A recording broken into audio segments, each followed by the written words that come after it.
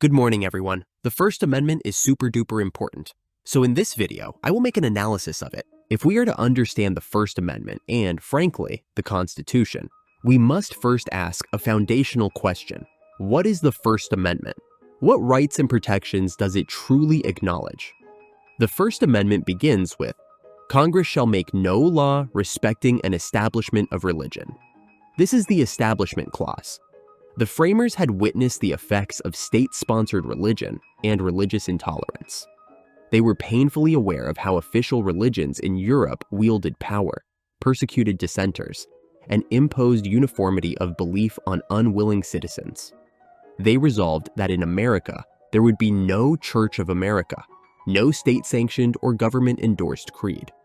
The government would not favor one religion over another, nor would it support religion over non-religion, vice versa.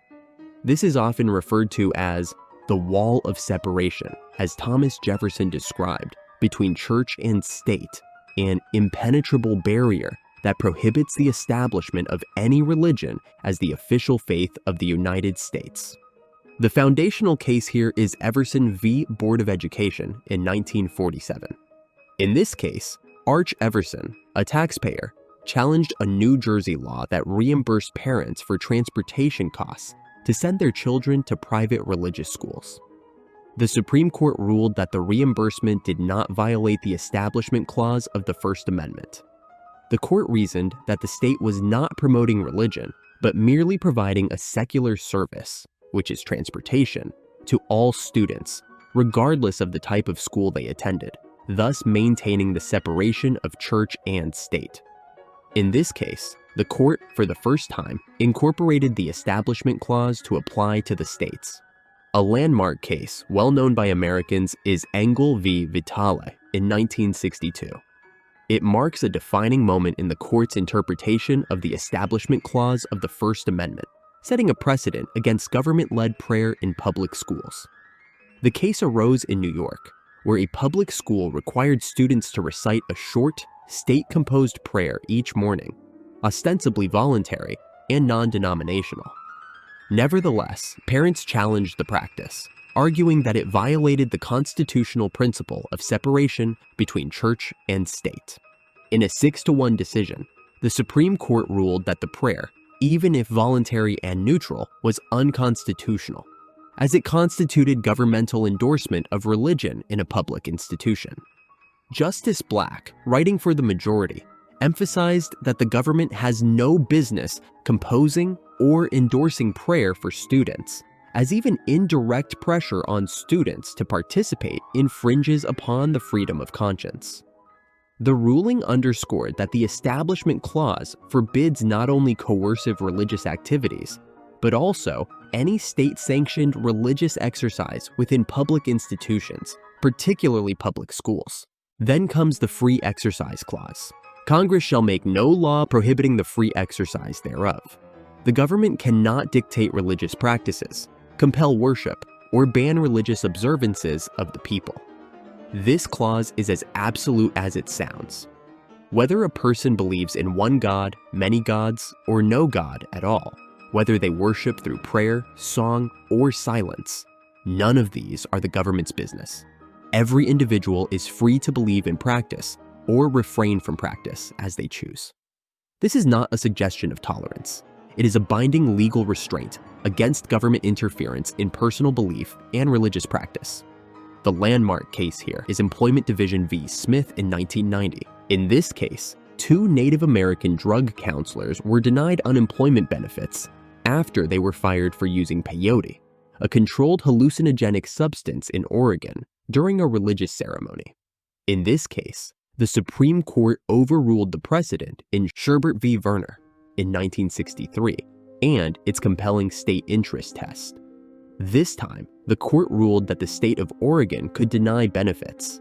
The state law banning peyote use was neutral and generally applicable, and did not target religious practices, and therefore does not violate the First Amendment even if it burdens religious exercise. This neutrality principle, however, generated significant controversy. Congress responded with the Religious Freedom Restoration Act, RFRA, in 1993. requiring the government to meet strict scrutiny before burdening religious exercise, a higher standard of protection. Later cases, such as Burwell v. Hobby Lobby stores in 2014, confirmed RFRA's reach, extending heightened protection for religious exercise under federal law to include some private businesses, shielding them from mandates that would compel them to violate their deeply held beliefs. But if a person holds public employment, let's say, having a job in public school, can this person be denied free exercise of conscience because of the Establishment Clause? What's the answer to this conflict? In a more recent yet influential case, Kennedy v. Bremerton School District in 2022, the court addressed the conflict between individual religious expression and the Establishment Clause within a public school. Joseph Kennedy, a high school football coach, was dismissed after he routinely knelt in silent prayer on the field following games. The school district argued that his actions as a public school employee constituted an endorsement of religion, thus violating the Establishment Clause. Kennedy, however, maintained that his prayer was an expression of his personal religious beliefs, safeguarded by the free exercise and free speech clauses. The court ruled in favor of Kennedy, holding that his private voluntary prayer was protected under the First Amendment. Justice Gorsuch's majority opinion articulated that the government may neither inhibit nor mandate religious expression, and it stressed that Kennedy's actions were not coercive nor a state endorsement of religion. The court emphasized that penalizing him for a private act of faith, merely due to his public employment, would itself infringe upon his constitutional rights. Some of you might wonder, in the Engel case, the court denied state practice of religion because it violates the Establishment Clause. But in the Kennedy case, the court ruled in favor of Kennedy, a public school coach, due to the Free Exercise Clause. So what's the subtle element that defines such a huge difference here? Well, these two cases illustrate the court's careful delineation between institutional religious endorsement, which is impermissible, and individual religious exercise, which is constitutionally protected. Engel restricts public institutions from mandating or endorsing religious practices, while Kennedy reinforces the protection of private religious expression, even within public institutions, so long as it remains non-coercive and does not bear the imprimatur of state endorsement. This nuanced distinction maintains the integrity of the Establishment Clause without infringing upon individuals' rights to free exercise of religion. Then we move to the most celebrated of freedoms, the freedom of speech. Speech is the beating heart of liberty, the very foundation of this constitutional republic. To speak freely is not just a right, it is the means by which other rights are defended. Upon four essential human freedoms. The first is freedom of speech and expression everywhere in the world. Without the ability to speak one's mind, to advocate, to criticize, the other freedoms enshrined in the Constitution are as fragile as paper. The founders knew that a government that controls speech controls thought, and a government that controls thought controls the people. Thus, the freedom of speech is not subject to government approval, nor is it limited by government preferences. Americans are free to speak their minds, whether those ideas are popular, unpopular, polite, or inflammatory. The courts have long recognized that speech, while fundamental, is not absolutely free in all contexts. The seminal case here is Schenck v. United States in 1919. In this case, Charles Schenck, who was General Secretary of the Socialist Party of America, was convicted under the Espionage Act of 1917 for distributing leaflets urging resistance to the military draft after America joined World War I. The Supreme Court, in a unanimous decision, upheld the conviction, ruling that speech could be restricted if it posed a clear and present danger to national security.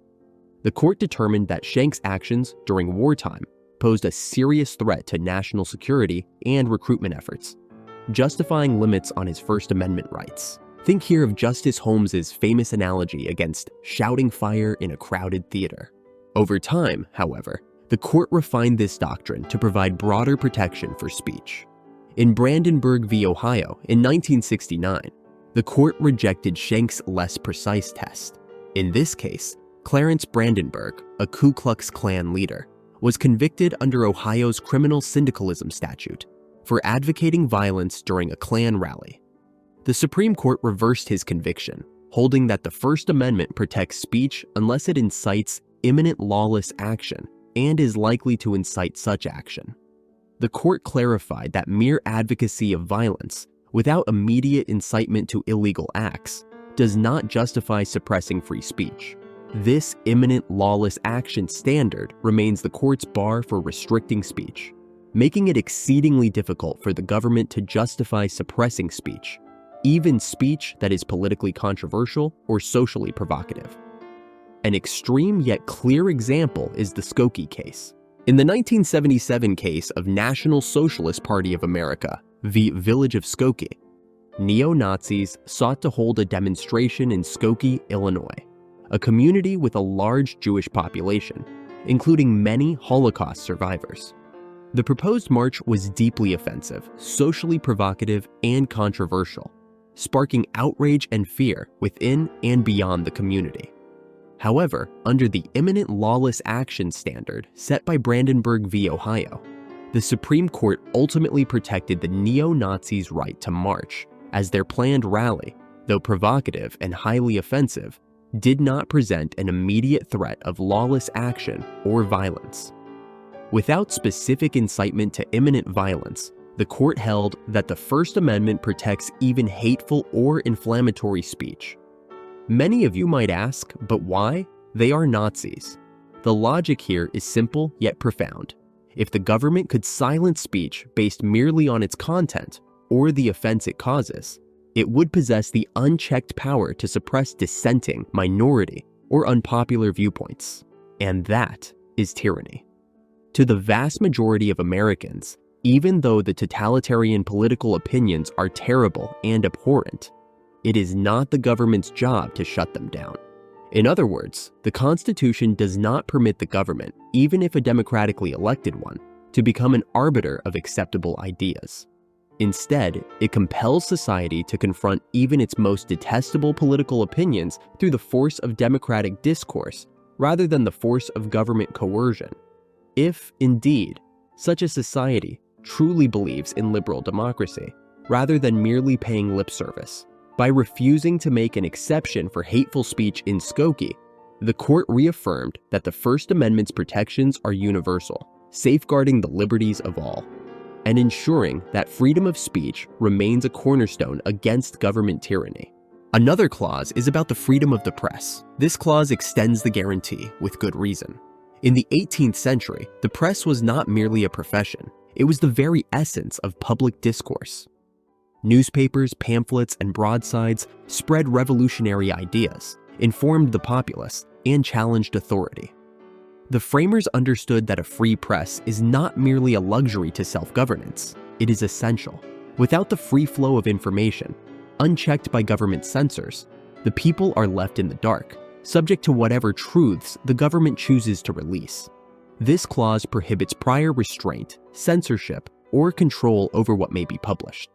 The government is kept at arm's length from the press, allowing citizens access to a diverse marketplace of ideas, unfiltered by state control. The landmark case here is Neer v. Minnesota in 1931. In this case, a newspaper publisher, J. Neer, accused local public officials of corruption, including allegations of ties to organized crime. Neer was barred from publishing his newspaper under a Minnesota law that allowed the government to shut down malicious, scandalous, and defamatory publications. The Supreme Court ruled that this law violated the First Amendment, holding that the government cannot impose prior restraint on the press, affirming the press's role in protecting free expression and government accountability. The principle was reinforced in New York Times Company v. United States in 1971, the so-called Pentagon Papers case. Let's discuss this case for a little bit because of its importance in America. The Pentagon Papers referred to a classified government report detailing the United States' political and military involvement in Vietnam from 1945 to 1967. Daniel Ellsberg, a former defense analyst, leaked the report to the New York Times and the Washington Post, which began publishing excerpts from the classified documents. The US government sought to prevent further publication of the papers, arguing that their release posed a threat to the national security and violated the Espionage Act of 1917, the same act in Schenk's case. The government obtained a temporary restraining order and an injunction against both newspapers, claiming that the publication of the Pentagon Papers would endanger national security. Here, an injunction is a court order requiring someone to do or stop doing something. Later on, the newspapers argued that the injunction violated the First Amendment's guarantee of freedom of the press. The issue in this case is whether the government's attempt to prevent the publication of the Pentagon Papers through an injunction constitutes a violation of the First Amendment's protection of freedom of the press, specifically regarding prior restraint. The Supreme Court ruled 6-3 in favor of the New York Times, holding that the government's efforts to prevent the publication of the Pentagon Papers were unconstitutional. The court emphasized that the First Amendment prohibits prior restraint, meaning that the government cannot prevent the publication of material before it is published unless there is a compelling national security interest, which the court found was not demonstrated here. The majority recognized that the press serves as an essential check on government power, especially in a democracy, and that allowing prior restraint would set a dangerous precedent for the suppression of free speech and free press. The court also noted that the government had not shown how the publication of the Pentagon Papers would lead to immediate and direct harm to national security. Thus, the court ruled that the government's actions to stop the publication violated the fundamental principle of freedom of the press. So, this case confirms the press's critical role in holding the government accountable, providing Americans with access to information necessary for self-governance. The First Amendment further safeguards our freedoms with two crucial but often underestimated rights: the right of the people peaceably to assemble and to petition the government for a redress of grievances. Together, these rights establish that Americans may gather, organize, and collectively express their views, so long as they do so peaceably. This right to assemble is as fundamental as speech itself because it enables people to come together, amplify their voices, and advocate as a unified force. It is the mechanism by which citizens can show solidarity, demand action, or voice dissent. The founders knew that when people can gather and act collectively, they are far more powerful than isolated individuals. In Edwards v. South Carolina in 1963, a group of African American students was arrested for peacefully protesting segregation outside the South Carolina State House, charged with breach of peace for their demonstration. The Supreme Court, in an 8-1 decision, ruled that their arrest violated the First and 14th Amendments, emphasizing that peaceful protest in a public space is protected free speech and assembly and cannot be criminalized merely because it is unpopular or provocative. In South Carolina, 1963. The right to petition the government for a redress of grievances cements the government's accountability to its citizens. If the government acts unjustly, ignores the law, or infringes upon rights, the people have a formal channel through which they may demand correction. This right ensures that every citizen has a voice that must be acknowledged by the state. It enshrines the principle that government is a servant of the people, not its master. The power to petition is a bulwark against governmental arrogance and apathy. The framers of the American Constitution understood that a government unchecked, a government unconstrained, would soon devour its citizens' freedoms. Thus, they imposed upon the new American government a set of prohibitions to protect individual liberty. The First Amendment is not merely a collection of platitudes. It is a command. The government shall stay out of religion, out of the press, out of speech, out of assembly. It is, if you will, the people's own hedge against tyranny. And so, each clause serves as a concrete, enduring barrier against governmental overreach, preserving the essential freedoms that define the very spirit of the Republic. It is the very foundation of a free society, and a reminder that in America, sovereignty belongs to the people, where the government shall be checked.